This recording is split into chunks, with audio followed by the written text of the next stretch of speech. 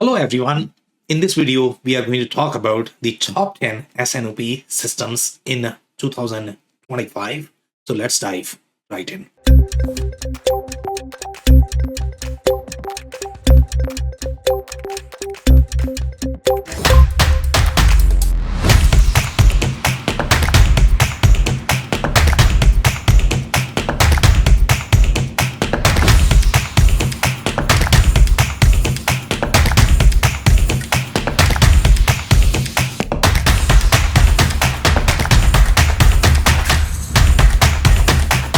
My name is Sam Gupta. I'm principal at Elevate IQ. Elevate IQ is the independent, vendor agnostic technology advisory firm. We help our clients with system selection, change management, digital transformation strategy. On that note, let's go back to today's topic, which is the top 10 S&OP systems in 2025. Before we look at the list, let's align our expectations on S&OP systems, how we define the S&OP category. In general, the S&OP suite is very different from the ERP suite. The S&OP suites are more relevant for supply chain centric industries, and these are going to be retail, sometimes manufacturing as well. But the kind of processes that you have in these manufacturing organizations, they are very supply chain heavy. They require a lot more planning, etc., from the supply chain perspective. In general, these S&OP suites are designed from their perspective.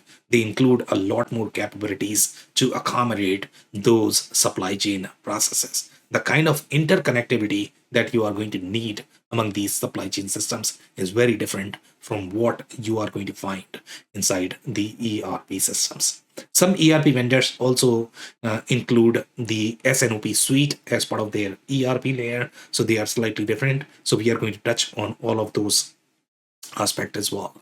In general, when you look at the S&OP suite, they are going to have 2 or 3 different pillars. But from the S&OP perspective, the only thing that is going to be relevant is the whole S&OP or the planning piece. But in general, when you look at the larger suite that are designed for the whole supply chain function, they are going to have the planning piece, the network piece, as well as a little bit of execution piece, which is your WMS, TMS. These systems fall into that category.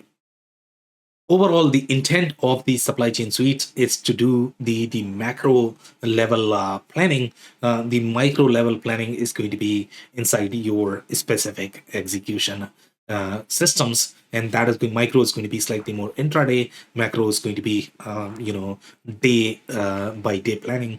Generally, that's how most of the supply chain organizations operate. The other aspect that you're going to find across these systems, some are designed for more of the connected planning scenarios. And when I say connected planning scenarios, meaning you are going to have all of your analytics workloads that are going to be tightly embedded, as opposed to embedding it more from the supply chain perspective or from the finance perspective. So some are designed for that connected planning, and in that, the all of the pillars that you are going to have are going to be the workforce or HR centric planning, and then you are going to have the retail S&OP, FP&A, the finance centric planning.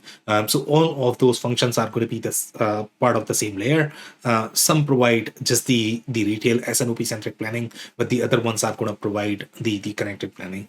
So depending upon whichever architecture you care for, each of the systems are going to be positioned for the specific industry, specific product type, as well as category. So again, pay close attention to my commentary as I touch each of the system, because they are designed for very specific architecture, product types, as well as the market segment.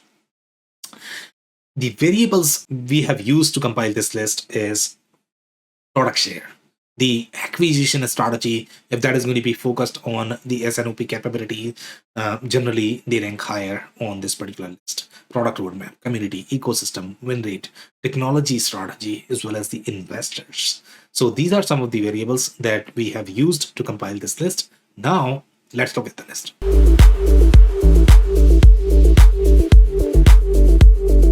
Number 10 on our list is Relax Solutions. And if you are going to be a mid-market retail-centric organization, then you would find Relics to be appropriately fit. They have a lot of logos, the kind of functionality that they are going to have from the retail perspective. For example, the price, promotions planning, etc., is going to be included as part of the product. Relics is not necessarily a complete suite. For example, if you compare this with Blue Yonder or Manhattan, they are going to include a lot more capabilities as part of the suite. But if you look at just for the S&OP function, if your need is going to be for the planning for the S&OP, then Relics is going to be a great fit. Sometimes you get a lot more layers with these systems. So if you don't care for all of those, then Relics could be a great fit. Some strengths to keep in mind from Relics perspective is it does include the workforce planning, integrated workforce planning. But again, that workforce is not necessarily going to be the complete workforce. It's just the retail workforce. And sometimes that is going to be a variable as part of your S&OP planning. That's why they have included that. So if you care for the connected planning experience, then you need to go for something like Anaplan. But if you care for just, again, S&OP with some workforce planning included as part of Relics, then Relics could be a great fit. So those are some of these trends. Some other limitations to keep in mind is it may not be a fit for very large enterprise companies. It might not be proven for those large workloads. So that's going to be a negative. And if you are a large enterprise considering Relics, make sure you are going to do some sort of POC because with S&OP system, the data volume is a factor. So if they cannot scale to the combinations of those warehouses, queues, etc., then that could be a challenge. We have seen stories where even systems as capable as your JD or Manhattan, they have failed in some scenarios. So again, make sure you guys are going to do those POCs before you sign the contract. But Relics is a great system for those mid-market retail organizations, and that's number 10.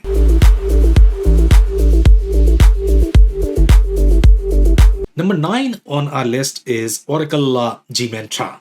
And if you are going to be on Oracle systems for other products, for example, let's say you use Oracle Supply Chain Suite, WMS, TMS, etc., you might be on Oracle ERP, then Oracle Gmentra product could be a great fit because it is going to provide the integrated experience with the other Oracle products.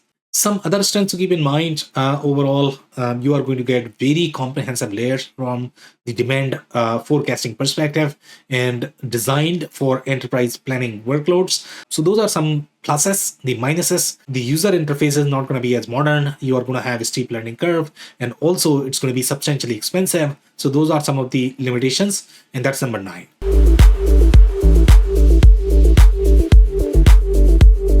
Number 8 on our list is SAP IBP.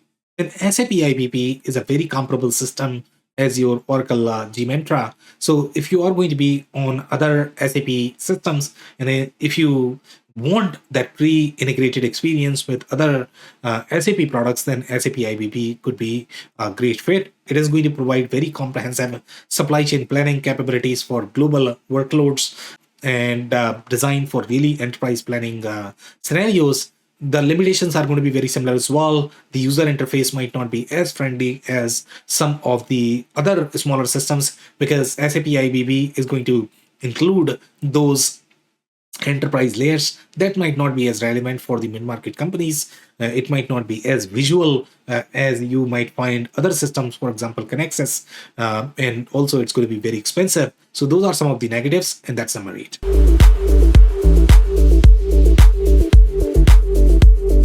Number 7 on our list is E2 Open.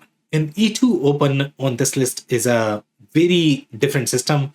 It is going to provide the complete suite from the supply chain perspective. For example, when you compare this with systems such as your Oracle Gmentra, SAP IBP, they are not going to have as complete suite from the supply chain perspective, especially when you talk about the network. And the network is very important from the S&OP planning capability perspective because that network is going to produce that data. So in this case, you are not only getting the technical infrastructure from the S&OP perspective, but you are also going to get the industry benchmark, your own control in terms of data as well. So that's a huge plus for E2 Open. But E2 Open is going to provide that suite chain-centric capabilities, the way your blue yonders of the world are going to be.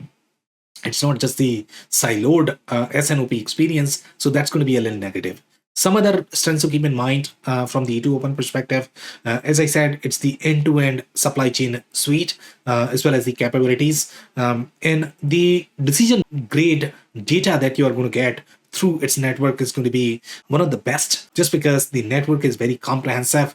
Other companies don't have as deep network as E2Open, so that's a huge plus for your supply chain planning function, as well as easier collaboration planning for channel-centric business. So if you are going to be very channel-oriented, you are the automotive-centric business or aerospace, in that you are going to have a lot of channel partners. You are going to do a lot more planning from the vendor collaboration perspective. In those use cases, E2Open is a great system.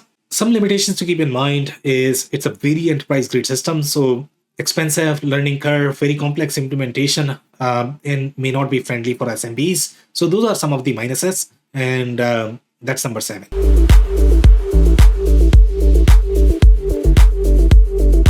Number 6 on our list is Logility. And now this is called Aptean Logility because Aptean has acquired this product. Logility was very unique overall in terms of its footprint as well as penetration. For the most part, it did well in those food and beverage process manufacturing centric companies. In general, the planning is going to be very different for them. The kind of attributes that they require are going to be very comprehensive. Generally, the other retail centric products are going to struggle in these use cases. So if you are food and beverage process manufacturing centric verticals and you're looking for mid-market system, then your Aptean Logility may be a great fit. The challenge that we had with the Logility perspective is it was not complete suite. So now with Aptean, you are going to get WMS, TMS. They have several different products as part of their portfolio. So now you are going to get complete suite experience as you are going to get with E2Open, etc. But at this point of time, they don't necessarily have network. So you are not going to get the data, not the complete supply chain footprint, but at least from the execution and planning perspective, you are going to get that. Logility was a very strong system from the food and beverage perspective, and Aptean has many different products as part of their portfolio tailored for food and beverage vertical. So now you are getting much richer experience. So if you are going to be in that segment, then this could be a great fit. Some other strengths to keep in mind is it's a standalone planning solution. It can be, Aptean is most likely going to sell it as a standalone planning solution, as well as integration alignment with other Aptean products and the attribute level planning. That's a huge plus for the process as well as F&B manufacturing companies. Some limitations to keep in mind is not necessarily designed for enterprises. It's a very mid-market centric product. The flexibility is going to be limiting. You are going to experience a steep learning curve. But again, with the other systems where you might feel that they are easier to learn, but you would require a lot more consulting effort to be able to configure those scenarios inside those products. So you are going to increase the consulting effort. In this, the effort is going to be more in terms of understanding the product, training, change management, etc. But it is going to provide all of those infrastructure layers to enable for those F&B as well as process manufacturing companies. And that's number 6.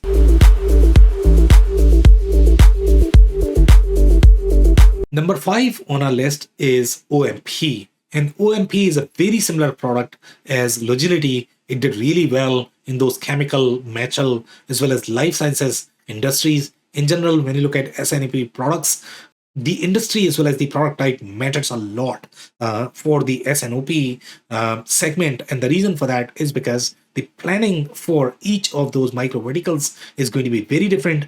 Planning for each of those product types is going to be very different. The number of attributes, variables that they are going to require in each of the segment is going to be very different as well. And that's why the micro vertical matters, and OMP does really well in those chemical, metal, life sciences centric industries. Even though Logility and OMP is going to have some overlap from the food and beverage and process manufacturing perspective, the number of layers that you are going to require inside your chemical, metal, life sciences centric industries, they are going to be far more. That's why OMP is slightly superior in these market segment compared to your Logility product. Some strengths to keep in mind, again, the inventory planning is very different for these micro segments. It's also a standalone planning solution. You are not getting the entire suite. Sometimes that could be plus, minus, depending upon what you care for. And again, for the mid-market companies, this is extremely friendly. You are not getting those bloated layers for the enterprise, but at the same time, the price point is going to be friendlier as well. Some limitations to keep in mind is highly technical and would require substantial change management. Just because you need to understand those proprietary layers, the way their formulas are going to be constructed, you are learning a new language. So you need to keep that in mind. And if your business model is going to be complex, requiring many different verticals, then it might not be the best bet. If you're looking for very tailored experience for these specific industries, then this could be a great fit. That's number 5.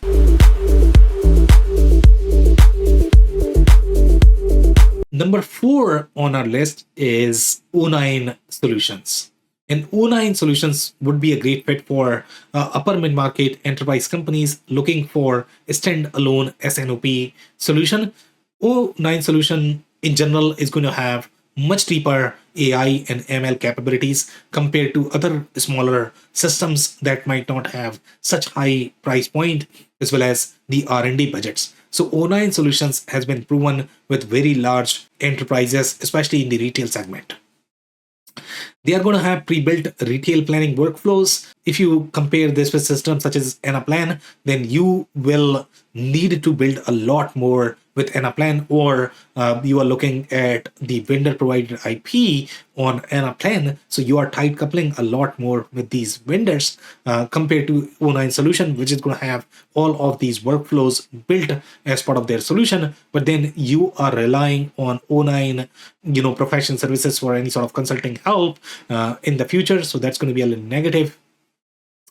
Some other limitations to keep in mind is may not be the best fit for smaller businesses. It's probably going to be expensive, as well as the ecosystem is not as developed. So you might not find as many consulting companies that are consulting on O9 solution. So that is going to be number 4.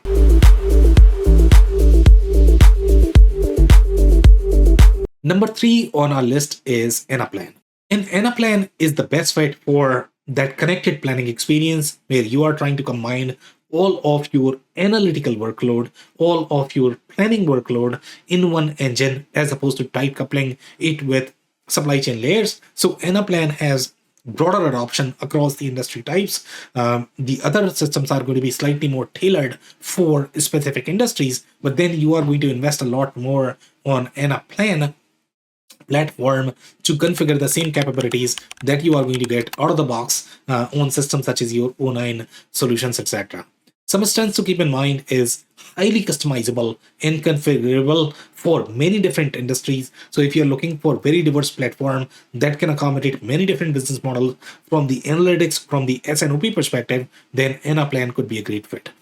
In general, the consulting ecosystem is very strong from the Anaplan perspective, just because it's a very technical platform. So you have a lot more consulting companies consulting on that. They can add a lot more value. With other platforms, you are going to get tailored experience, but with Anaplan, your implementation is going to be far more expensive, just because you would need to implement all of those capabilities on top of Anaplan that are going to be pre-baked, pre-built on the other platforms. But with Anaplan, the training might not be as challenging. The reason for that is you are not learning as much proprietary boilerplate as you would with the other systems. Here, you are just learning the technical aspect of the system from the Anaplan perspective.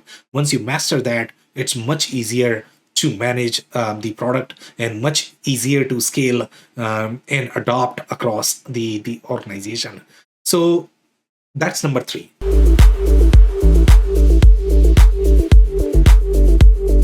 Number 2 on our list is Blue Yonder, and Blue Yonder would be a very similar system as your E2 Open. It's going to be a complete suite. It provides all of your execution planning plus network layer.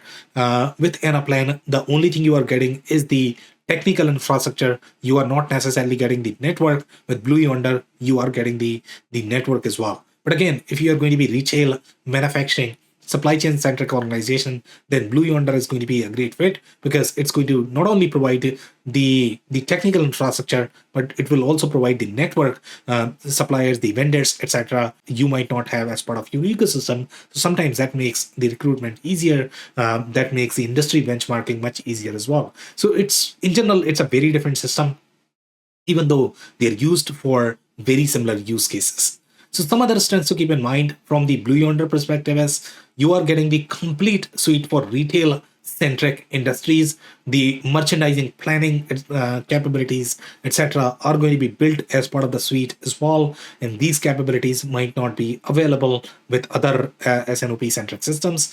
And the ecosystem is going to be a strength as well. It does have very prominent ecosystem by major consulting companies, so that's a huge plus.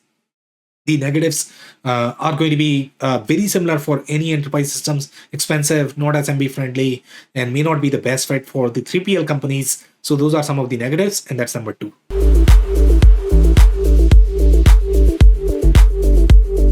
Number 1 on our list is Connexus.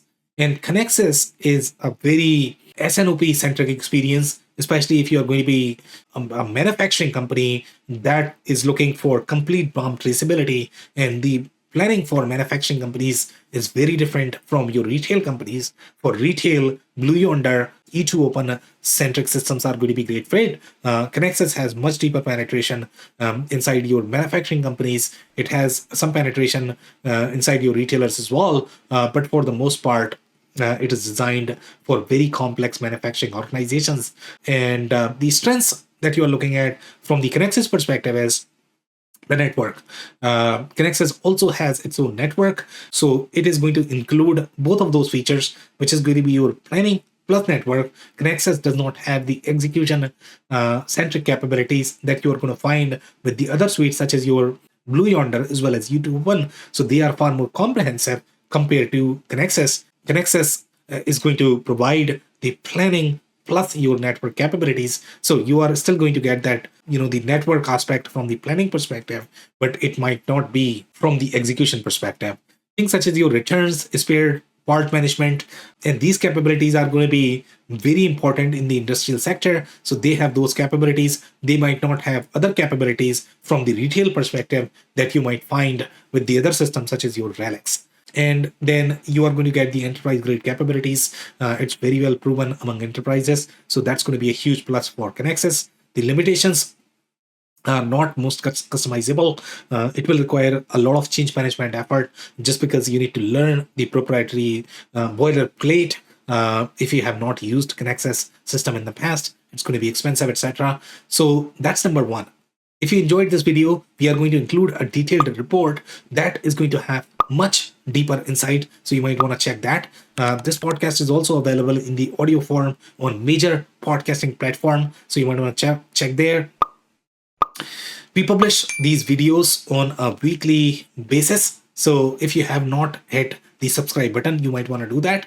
On that note, thank you so much for tuning in. I'll see you in the next one.